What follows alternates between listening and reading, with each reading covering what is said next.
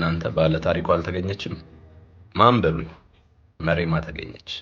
እቹት እንደምታዩት መሬማ ማለት እዚህ ስክሪን ላይ የምታዩት ናት። ከዛሬ 20 ዓመት በፊት ነው እንግዲህ ቴዲ አፍሮና መሬማ ኢትዮጵያ አየር መንገድ ውስጥ ነው እንግዲህ እንደተገናኙ ጽሁፏን ያሰፈረችው። መሬማም የተባለችው ካራክተር የመን ሰንዓ እንደምትኖር ነው ጽሁፏ ላይ ለማንበብ የቻልኩት። ቴዲ አፍሮም የዛሬ 20 ዓመት በፊት ወደ ሰንዓ የመን ማለት ነው ያሉ ኢትዮጵያውያኖችን ለማዝናናት የሙዚቃ ስራውን ለማቅረብ ወደ የመን ሰንዓ በማቅናት ላይ ያለ ነው። እንግዲህ መሬማ ባለ ታሪኳና ቴዲ አፍሮ ኢትዮጵያ አየር መንገድ አውሮፕላን ውስጥ የተገናኙት።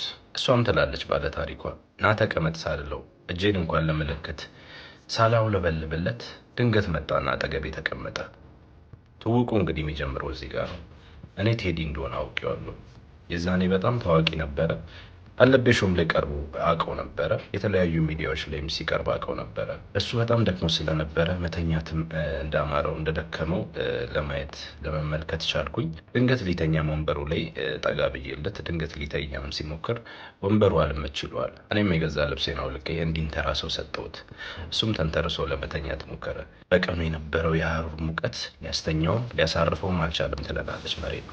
የዚህን ሰዓት ነው እንግዲህ ሊቀት ዞራልና የዛሬው አየር ሳፎኬሽን አለው አይደል እንዴ ብሎ ጠየቀኝ። ሲጠይቀኝ ለቃሉ አዲስ ነኝ በዛ ሰዓት። ለምንድነው አዲስ የሆንኩት? ከሌላ ሰው ብሰማ ቃሉን ይሄን ላይ አያወናብደኝም ነበረ። ድንገት ከቴዲ ስለሰማው ደነገጥኩኝ። ድንገት እንደመድረቅም ሆንኩ ትላለች መሬማ።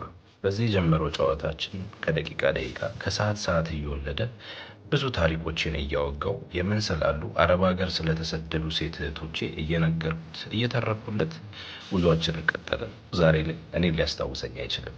የነገርኩት ታሪክ ግን ሙዚቃ ሆኖ ለሌሎች አረብ ሀገር ላሉ ሴት እህቶቼ መማሪያ መጽናኛ እንዲሆን ስለሰራው ምስጋናዬ ከልብ ነው።